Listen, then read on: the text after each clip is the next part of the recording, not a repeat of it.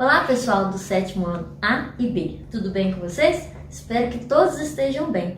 Então, na nossa videoaula de hoje, nós vamos falar um pouquinho sobre os sofistas, nós vamos também falar sobre as bases do pensamento racional. Vamos também ver um pouquinho sobre os filósofos sofistas e comentar um pouco sobre os professores do discurso, ok? Acompanhe comigo nos slides. Os sofistas eram professores viajantes que vendiam seus ensinamentos empregando a exposição ou monólogo como método de ensino.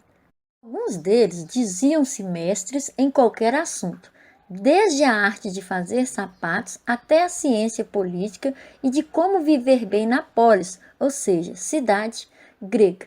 Por isso, eram chamados de sofistas, palavra de origem grega que quer dizer grande mestre ou sábio, algo como super sábios.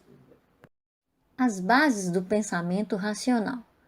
A filosofia praticada antes de Sócrates é chamada de pré-Socrates, ou filosofia da natureza.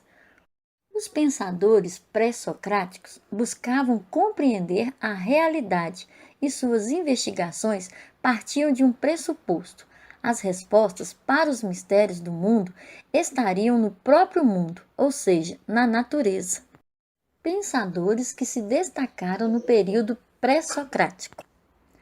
Tales de Mileto, considerado o primeiro filósofo e sua teoria sobre a água como elemento primordial.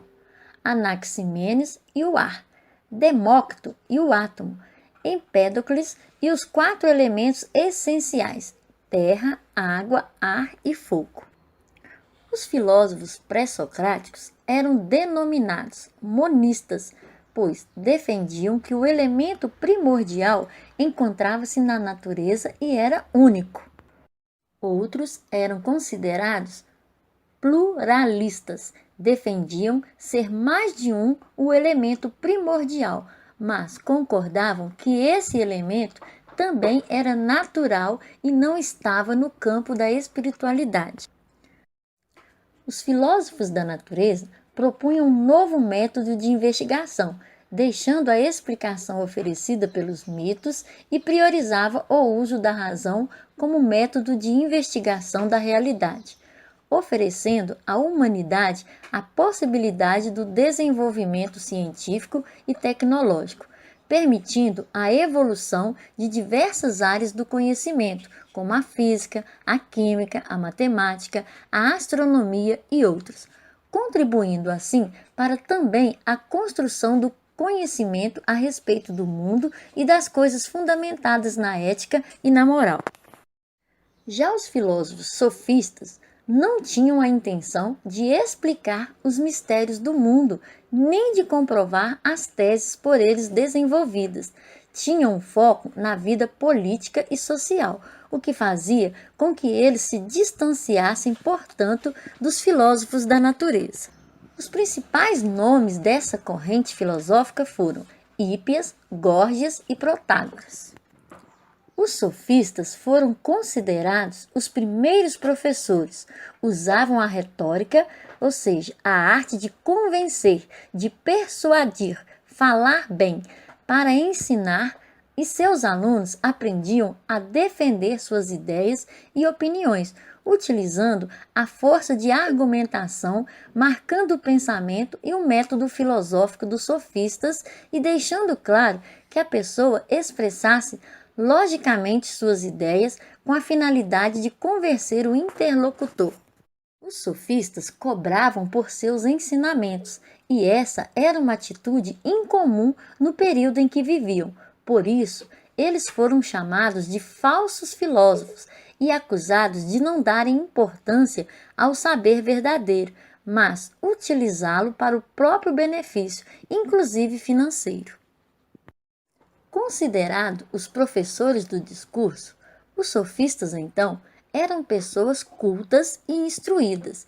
Se consideravam professores, usavam a habilidade do discurso para ensinar aos alunos a capacidade de persuasão e de falar em público sobre determinado tema. E assim ficou conhecido o método sofista. O sofista pergunta o tema sobre qual o aluno quer debater e o aluno decide sobre o tema a ser debatido. O sofista ensina o melhor caminho para convencer a assembleia. O aluno pratica o método sofístico, convencendo as pessoas de que sua ideia é a melhor. Logo, não há um interesse sobre a verdade do tema debatido. O objetivo é demonstrar a validade dos argumentos e o convencimento das pessoas sobre qual ideia é a melhor. Protágoras e Górgias. Protágoras é considerado o primeiro e um dos mais importantes sofistas.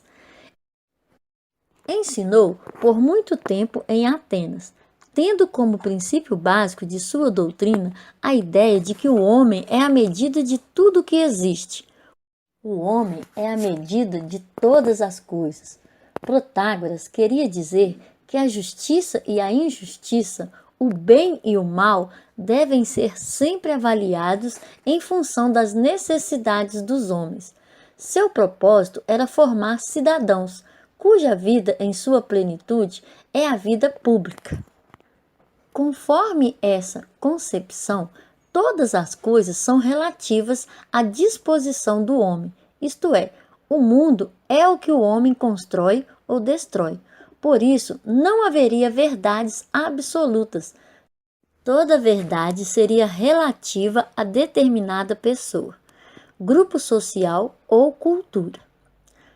Górgias, considerado um dos grandes oradores da Grécia, aprofundou o subjetivismo relativista de Protágoras, a ponto de defender o ceticismo absoluto.